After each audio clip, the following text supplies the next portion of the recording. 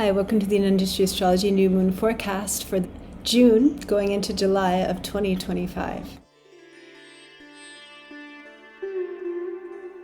The moon is waning, the energy decreasing. How are you feeling? The moon is waning, and on June 25th at 3:31 a.m. Pacific time, the moon will conjoin the sun and then begin to wax again. Feeling excited, stressed, doubtful, emotional.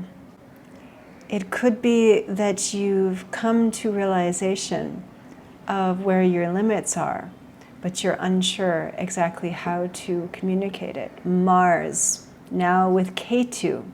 Mars is the planet of war, of conflict. And Ketu is magnifying this energy worldwide because it's falling on a Kalasarpa yoga, in which all the planets are on one side of Rahu and Ketu. So this is creating an enormous amount of energy surrounding Mars and Ketu right now. And this is a yoga that brings in a certain poison of conflict and a lot of danger around war and adversity, violence. So we've seen now unfolding in the last couple of weeks some pretty precarious situations worldwide of conflict and war. Edge points, boundaries, emotional places, emotional edge points. Because this new moon is also in the star of storms, Ardra, a very volatile nakshatra actually, connected to Rahu, the energy of the eclipses, and Rudra, a form of Lord Shiva as the storm god. So this is a star that can literally bring stormy weather, but also stormy emotions, stormy interactions. And it is also a place where we realize where the edge point is, the sort of the place where the emotions can no longer be controlled and things have to be let out. So we need to be really praying for peace right now for the world. Ardra is symbolized by a teardrop. And if you're a person who is affected by lunation cycles particularly, maybe you're in a lunar dasha of some kind, or if you have important planetary placements in Ardra, you may feel more emotional around this new moon.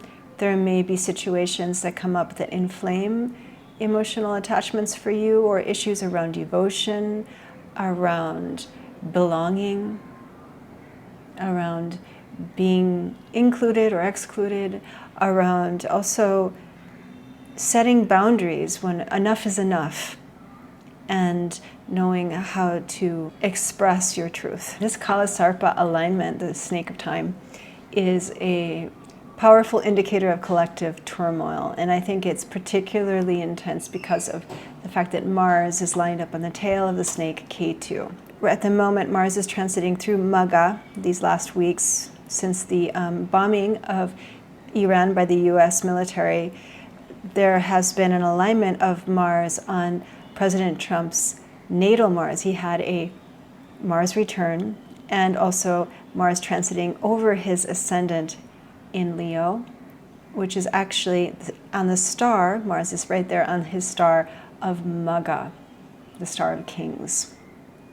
So there's a lot of energy of war right now going through the leadership of the United States. One of the most remarkable things about this new moon is the fact that Jupiter, the great guru, the planet of wisdom, of Dharma, has been combust the last week. So Jupiter is no longer visible.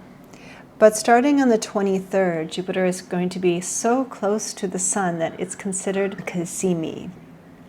Kasimi means going through the heart of the sun. And it's considered to have a special energy in which it merges so deeply into the sun that there is a certain connection to collective consciousness. And so Jupiter being combust is not a good thing, okay? When Jupiter is not visible, he's not able to speak, he's not able to teach, he's not able to guide clearly where we should go next. But there is this window starting on June 23rd and running to about June 26th where he is Kasimi. And this is also when the new moon is happening on the 25th. And so it's a very unusual situation to have a Kasimi Jupiter, especially on a new moon like this. There's a possibility to connect with truth, the inner guru. And I think this is really powerful too, because the next full moon is going to be Guru Purnima, and Jupiter will be coming out of combustion. This can help open up streams of clarity. But this new moon right now may feel very confusing, very hard to connect with what is true, very emotional, kind of confusions as well, because also Saturn is at an angle that's difficult with this new moon. He's a square angle, and he's in a Rashi Drishti onto the Sun and Moon and Jupiter there. But also the outer planet Neptune. In the next month, Saturn and Neptune are basically in what we call Graha Yuddha, within 1 degree of one another. And this is a powerful spiritual combination. Anybody who is doing meditation, especially if it's a disciplined and focused kind of meditation, can be having very powerful results right now. But Saturn and Neptune coming together also has a real confusing quality. The fact that Jupiter is combust and the fact that Neptune and Saturn are so closely aligned, it feels like there's a lot of question about what is true. Psyops are a form of warfare that may be increasing, or may have already been happening, but also increasing after this new moon. So be sure to really connect and use this window of this Jupiter new moon to remember who you are, what your true needs are, where you come from. You root into the inner guru. Mars and Ketu coming together create a little bit like the energy of Scorpio, very warlike, full of poison. And so this is a time, this new moon, Ardra, the energy of storms, to sort of rage against whatever is inflicting you, whatever has poisoned you, you may feel, or is poisoning you privately or collectively. Try to find a way to channel this storm into positive actions, changes that are going to be good. Because after this new moon, the moon is going to start waxing and go through the star Punarvasu, which brings in the light again. This lunation cycle in 2 weeks will culminate with one of the most auspicious full moons of the year, Guru Purnima. Okay, so let's just take a look and see what the tarot cards have to say about this new moon coming up in Ardra Nakshatra.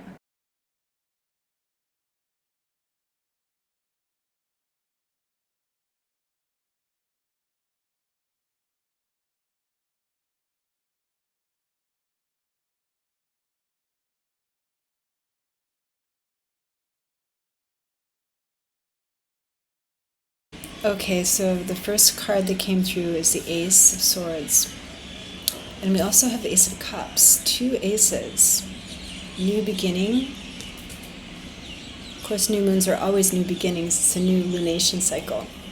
But this particular new moon has something very important. The Ace is the suit of air, which has to do with anxiety, fear, that is, of course, a part of this Ardra Nakshatra, the winds of the storm.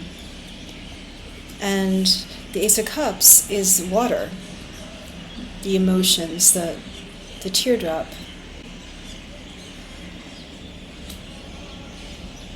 So there's a new beginning now.